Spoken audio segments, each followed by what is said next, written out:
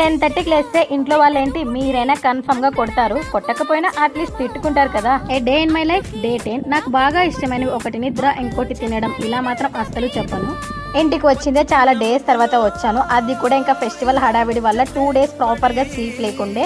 ఇంకా ఈ రోజు హ్యాపీగా 10:30 వరకు అయితే పడుకున్నాను. అమ్మ కూడా ఏ మాత్రం డిస్టర్బ్ చేయలేదు. బట్ రిలేటివ్స్తో తిట్లు మాత్రం కామనే. వీళ్ళందరికీ ఏం తెలుసు నా నిజ స్వరూపం. హాస్టల్లో ఉంటే 1 అయినా లేయను, ఇది వేరే విషయం అనుకోండి. లేట్గా లేస్తే ఇదే ఒక పెద్ద డిసడ్వాంటేజ్. వేడిగా తినాలి అనుకుంటే నువ్వే కుక్ చేసుకొని తిను, లేదా చేసి పెట్టింది తిను అంటారు. ఇంకా నేనే వేడివేడిగా బజ్జీలు వేసుకొని మిగిలిపోయిన ఉగ్గాని ఉంటే తినేసాను. విలేజ్ లో ఉంటే మాత్రం నాకు అసలు టైం ఎలా అయిపోతుందో కూడా అర్థమే అవ్వదు. ఆల్రెడీ 3 days అయిపోయాయి. ఎంతమందికి ఇలాంటి ఐస్ క్రీమ్స్ ఇష్టమో మాత్రం డెఫినెట్ గా కామెంట్ చేయండి. నేను స్టిల్ ఇప్పటికీ ఇలాంటి ఐస్ క్రీమ్సే ఇష్టపడతాను. డాడీ నేను అమ్మ కలిసి మా మామయ్య వాళ్ళ ఊర్లో కూడా సేమ్ రథోత్సవం జరుగుతా ఉందంటే వచ్చాను. అందుకే డే 9 వ్లాగ్ ఎడిట్ చేశాను. వాయిస్ ఓవర్ ఇవ్వడానికే టైం సరిపోలేదు.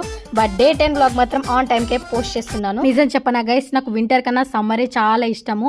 డిఫరెంట్ విలేజెస్ లోనే డిఫరెంట్ టైప్స్ ఆఫ్ ఫెస్టివల్ జరుగుతూ ఉంటాయి. ఇవన్నీ మనం అటెండ్ అవ్వచ్చు, చాలా మంది రిలేటివ్స్ ని కలిసొచ్చు, చాలా బాగా ఎంజాయ్ చేయొచ్చు. బట్ నేను మాత్రం ఈ లాస్ట్ 2 years నుంచి చాలా మిస్ అవుతా ఉన్నాను. మా మామయ్య వాళ్ళ ఊర్లో కూడా సేమ్ సీతారాముల వారికి రథోత్సవం చేశారు. చాలా అంటే చాలా బాగా జరిగింది. ఇంకా అక్కడే భోజనాలు అన్ని కంప్లీట్ చేసుకొని మా ఊరికైతే వచ్చేసాము. 10 kilometers డిస్టెన్సే కాబట్టి ఆఫ్టర్నూన్ వెళ్ళి నైట్ అయితే వచ్చేసాము.